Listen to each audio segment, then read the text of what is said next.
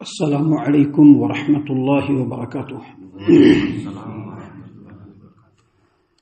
اعوذ باللہ السمیع العلیم من الشیطان الرجیم من حمزہ ونفخہ ونفثہ۔ بسم اللہ الرحمن الرحیم۔ واتل علیہم نبأ ابراہیم اذ قال لأبیہ وقومہ ما تعبدون قالوا نعبد اصناما فنظل لها عاکفین قال هل يسمعونكم إذ تدعون أو ينفعونكم أو يضرون قالوا بل وجدنا آباءنا كذلك يفعلون۔ اور انہیں ابراہیم کا قصہ بھی سنائیے جب اس نے اپنے باپ اور اپنی قوم سے پوچھا یہ کیا چیزیں ہیں جن کی تم پوجا کرتے ہو۔ وہ کہنے لگے ہم بتوں کی پوجا کرتے ہیں اور انہی کے پاس بیٹھے رہتے ہیں۔ ابراہیم نے پوچھا جب تم انہیں پکارتے ہو تو یہ تمہاری باتیں سنتے ہیں یا تمہیں کچھ فائدہ یا نقصان پہنچا سکتے ہیں؟ وہ کہنے لگے نہیں، بلکہ ہم نے اپنے آباء و اجداد کو ایسا کرتے پایا ہے۔ محترم سامعین کرام، سورۃ الشعراء سورہ نمبر 26 اور اسی سورت سے بھی آپ کے سامنے آیت نمبر 69، 70، 71، 72، 73، 74 یہ چند آیات ابھی آپ کے سامنے تلاوت کی گئی۔ بفضل اللہ، بعون اللہ، بتوفیق اللہ آیتوں کا ترجمہ بھی آپ تمام کی خدمت میں پیش کیا گیا، اور جیسا کہ ترجمہ سے آپ نے سنا سمجھا کہ آپ یہاں سے اللہ تبارک و تعالیٰ نے اپنے خلیل سیدنا ابراہیم علیہ السلام کا ذکر خیر شروع کیا ہے۔ یہاں پر یا قرآن کریم میں کہیں پر بھی، خاص طور سے مکی صورتوں میں جہاں پر بھی سیدنا ابراہیم علیہ السلام کا قصہ بیان ہوا ہے تو سمجھ لیجئے کہ ابراہیم علیہ السلام کا جو قصہ ہے اس سے مشرکین مکہ کو بہت ہی گہرا تعلق ہے۔ کیوں گہرا تعلق ہے؟ گہرا تعلق اس لیے ہے کہ مشرکین مکہ اس زمانے میں اپنے آپ کو سیدنا ابراہیم علیہ السلام کا اتباع کرنے والا سمجھتے تھے۔ دعویٰ تھا ان کا کہ ہم لوگ ابراہیم کے ملت کی پیروی کرنے والے ہیں، ابراہیم علیہ السلام کی اتباع کرنے والے ہیں۔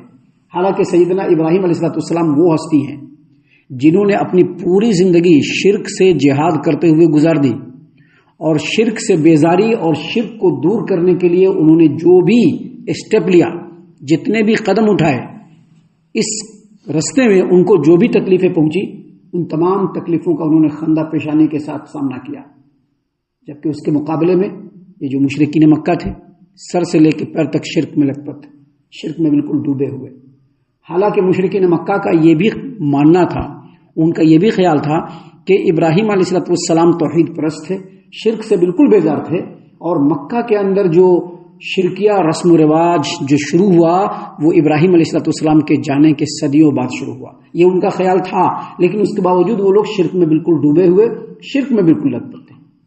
سامعین کرام، سیدنا ابراہیم علیہ السلام ان کے تعلق سے سمجھ لیجئے کہ جو ان کی قوم بھی تھی، جس قوم میں، جس گاؤں میں، جن لوگوں کے درمیان، جس گھرانے میں ابراہیم علیہ السلام پیدا ہوئے، پوری کی پوری قوم وہ بھی سر سے لے کے پیر تک شرک میں ڈوبی ہوئی تھی۔ دوسروں کا ذکر تو چھوڑ دیجئے، سیدنا ابراہیم علیہ السلام کے والد جن کا نام آزر، یہ نمرود کے دربار میں شاہی مہنت، جو مندروں کا جو بڑا مہنت ہوتا ہے وہ شاہی مہنت، بت بناتا بھی تھا، بت بیچتا بھی تھا۔ اس کا پیشہ ہی یہی تھا کہ بت بنائے اور بت بیچے، اور اسی سے وہ پیسہ کما کر کے اپنی پوری زندگی کا گزر بسر کر رہا تھا۔ اور اسی بت گری اور بت فروشی کی وجہ سے نمرود کے دربار میں اس کو شاہی مہنت کا عہدہ بھی ملا تھا۔ اب ایسے ماحول میں ابراہیم علیہ السلام پیدا ہوئے تو سب سے پہلے انہوں نے اپنے باپ کو سمجھانا شروع کیا اور اپنی قوم کے لوگوں کو سمجھانا شروع کیا۔ اللہ نے کیا فرمایا؟ وَاتْلُ عَلَيْهِمْ نَبَأَ ابراہیم، اور اے نبی کریم صلی اللہ علیہ وسلم آپ انہیں ابراہیم علیہ السلام کا قصہ بھی سنائیے۔ اذ قال لأبیہ وقومہ ما تعبدون، جب اس نے اپنے باپ اور اپنی قوم سے پوچھا کہ یہ کیا چیزیں ہیں جن کی تم پوجا کرتے ہو۔ اب توحید پرست، اللہ نے ان کو توحید کی رہنمائی کی، اللہ نے نبی بنایا۔ جب نبی بن گئے تو اپنے قوم کے لوگوں کو دیکھا، اپنے باپ کو دیکھا، تو سب سے پہلے انہوں نے اپنے باپ سے سوال کیا یہ جو کر رہے ہیں آپ کیا کر رہے ہیں، کس چیز کی پوجا کر رہے ہیں؟ اپنے قوم کے لوگوں سے پوچھا کہ جو بتوں کے سامنے تم لوگ جھکتے ہو, نظر و نیاز چڑھاتے ہو, اس کے سامنے جو بیٹھے رہتے ہو, آخر کیا ہے اس کے اندر؟ کیا چیز ہے, کیا خصوصیت ہے جو تم ان بتوں کی پوجا کرنے لگے ہو؟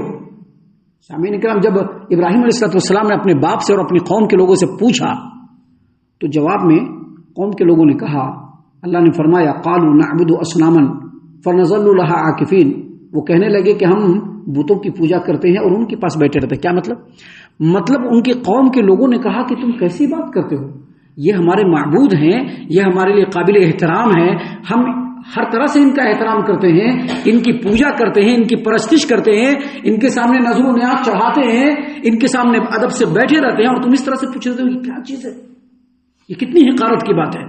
ارے یہ ہمارے معبود ہیں, اسی لیے ہم ان کی پوجا کرتے ہیں, اسی لیے ان کے سامنے بیٹھے رہتے ہیں, ان سے نظر و نیاز مانگتے رہتے ہیں. سامعین کرام, جو ہمارے دروس کا سلسلہ چل رہا ہے درس قرآن کا, اسی سلسلے میں جب ابراہیم علیہ السلام کا ایک وقت میں واقعہ آیا تھا تو ہم نے وہاں پر اپنی تفسیر میں اس بات کی وضاحت کی تھی کہ ابراہیم علیہ السلام کی جو قوم اور ان کے والد, وہ پوری بستی, یہ لوگ اصل میں ستارہ پرست تھے. سیاروں کے انسانی زندگی کے اوپر بڑے زبردست اثرات ہوتے ہیں, وہ لوگ اس بات کے قائل تھے. جو سیارہ ہے, چاہے وہ سورج ہو, چاند ہو, ستارے ہو, زحل ہو, مریخ ہو, یہ تمام سیارے جو ہیں, ان تمام سیاروں کی جو شکل ہے اس کا ایک امیجنیشن کر کے ان لوگوں نے اس کی تصویر کو اپنے ذہن میں رکھا اور اسی کا مجسمہ اور اسی کا بت بنایا. وہ مٹی پتھر کے بت ہوتے ہیں نا, ویسے بت بناتے تھے وہ لوگ. اب یہ سورج دیوتا ہے, اس کا ایک بت بنا کر کے رکھ دیا.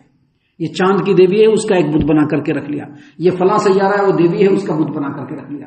ان لوگوں کا یہ ماننا تھا, ان لوگوں کا یہ عقیدہ تھا کہ یہ جو بت بنایا ہے ہم نے سورج دیوتا کا یا چاند دیوی کا یا اس طرح سے جو بھی ہم لوگوں نے بت بنایا ہے, ان کے روح کا ان بتوں سے بڑا گہرا کنیکشن ہے, اور جب ہم ان بتوں کی پوجا کریں گے تو وہ بہت خوش ہوں گے, اور ان کے جو غصہ ہے, ان کے جو غلط اثرات ہے, اس سے ہم لوگ محفوظ رہیں گے. اسی لیے بتوں کو بنا کر کے وہ لوگ پوجا کرتے تھے. اور اس کے بارے میں ان لوگوں نے کہا کہ یہ ہمارے بت ہیں جو ہمارے لیے بڑے قابل احترام ہیں, ہم ان کو ناراض نہیں کر سکتے, اسی لیے ہم ان کی عبادت کرتے ہیں اور ان کے سامنے ہم لوگ اعتکاف کی غرض سے بیٹھے رہتے ہیں تاکہ یہ ہم سے خوش ہو جائے. جب یہ جواب قوم کے لوگوں نے دے دیا تو ابراہیم علیہ السلام نے پھر سے ایک سوال کیا. ابراہیم علیہ السلام نے جو سوال کیا, یہ اصل میں بہت اہم سوال ہے. یہ صرف ابراہیم علیہ السلام کی قوم کے لیے نہیں بلکہ مشرکین مکہ کے لیے, اور صرف مشرکین مکہ کے لیے نہیں بلکہ آج کے ڈیٹ میں بھی بہت سارے سو کالڈ مسلمان جو اپنے آپ کو مسلمان کہتے ہیں اور مسلمانیت کے بڑے اعلیٰ پائدان پر اپنے آپ کو سمجھتے ہیں, ان کے لیے بھی بہت بڑا سوال ہے. اللہ تبارک و تعالیٰ نے کیا فرمایا؟ ابراہیم نے کہا, اللہ نے فرمایا قال هل يسمعونكم استدعون او ينفعونكم او يضرون.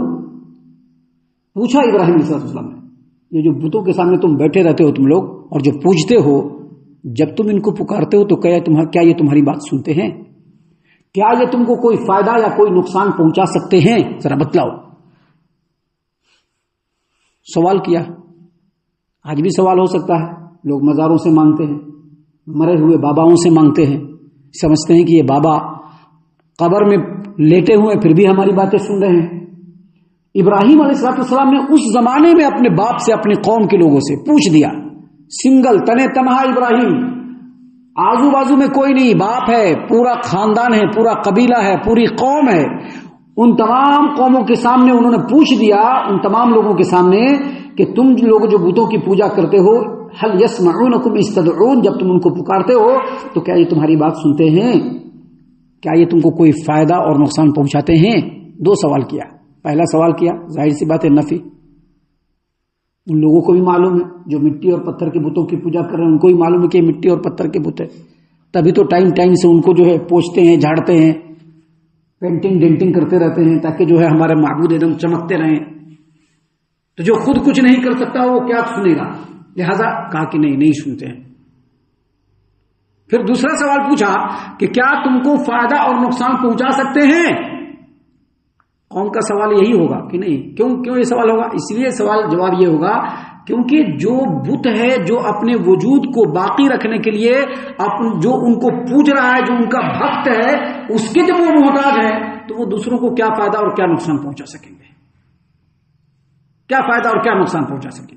یہ سوال جب مشرکین مکہ سے کیا گیا تو مشرکین مکہ نے کوئی جواب تو نہیں دیا، جواب بن بھی نہیں سکتا ہے۔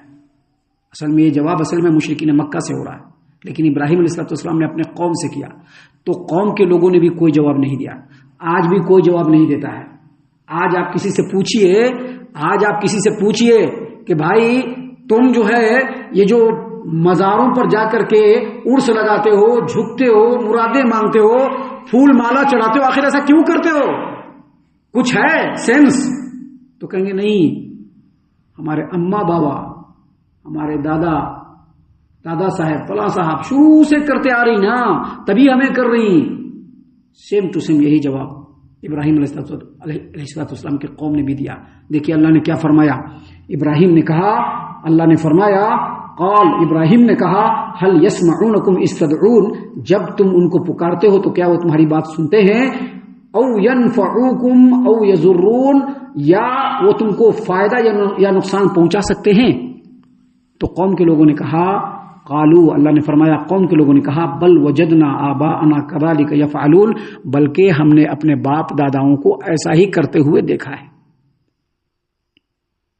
سیم ٹو سیم جواب ابراہیم علیہ السلام کی قوم کا، سیم ٹو سیم جواب مشرکین مکہ کا بھی۔ آپ قرآن کریم اٹھا لیجئے، غور سے پڑھتے چلے جائیے، جہاں جہاں پر مشرکین مکہ سے اس طرح کا سوال ہوا تو انہوں نے یہی جواب دیا کہ قالوا بل وجدنا آباءنا لها، قالوا بل وجدنا آباءنا كذلك يفعلون۔ آپ قرآن میں بار بار دیکھیے، جگہ جگہ پر اللہ تبارک و تعالیٰ نے مشرکین مکہ کی اسی بات کو بیان کیا ہے کہ مشرکین مکہ سے بھی جب پوچھا گیا تو انہوں نے بھی کہا کہ نہیں، بلکہ ہم نے اپنے باپ داداؤں کو ایسا کرتے ہوئے پایا ہے، اس لیے ہم لوگ ایسا کر رہے ہیں۔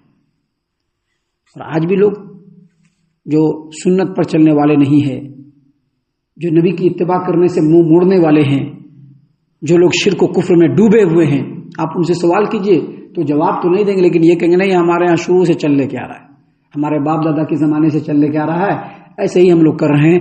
یہ اصل میں صحیح جواب نہیں ہے۔ صحیح جواب یہ ہے کہ اگر جو کام کر رہے ہیں اس کی صحیح دلیل اللہ کے کلام میں، نبی کی تعلیم میں ہے تو وہ چیز کرنا ہے۔ جو نہیں ہے، چاہے آپ کے باپ دادا، چاہے ہمارے باپ دادا، چاہے کوئی بھی کرتے ہو، وہ ہم نہیں کر سکتے، کیونکہ ابراہیم علیہ السلام کی قوم کا اور مشرکین مکہ کا جو ان لوگوں کی جو تھنکنگ تھی، ان لوگوں کی جو سوچ تھی، وہ کیا تھی کہ ہمارے باپ دادا نے جو کیا ہے ضرور اس میں انہوں نے کوئی فائدہ دیکھا ہوگا، ان کے پاس ضرور کچھ نہ کچھ ہوگا، کہیں نہ کہیں سے وہ سوچے ہوں گے، ہم لوگوں سے زیادہ سمجھدار تھے وہ، اس لیے وہ لوگ ایسا کرتے تھے، اس لیے ہم لوگ بھی ایسا کریں گے۔ اللہ نے ایسا کرنے سے منع کیا ہے۔ چاہے ہمارے باپ دادا ہوں، چاہے کوئی بھی ہو، چاہے دنیا کے بڑے سے بڑے عہدے اور منصب پر ہو، علم کے بڑے سے بڑے مقام پر ہو، نبی صلی اللہ علیہ وسلم کے علاوہ کسی کی بھی بات آئے گی، ان باتوں کا فیکٹ چیک کیا جائے گا کہ یہ بات قرآن و حدیث سے ملتی ہے یا نہیں ملتی ہے، میچ کر رہا ہے یا نہیں میچ کر رہا ہے۔ اگر قرآن و حدیث سے میچ کرے گا اس پر عمل ہوگا، اور اگر قرآن و حدیث سے میچ نہیں کرے گا تو اس پر عمل نہیں ہوگا، چاہے بولنے والا کرنے والا کوئی بھی ہو۔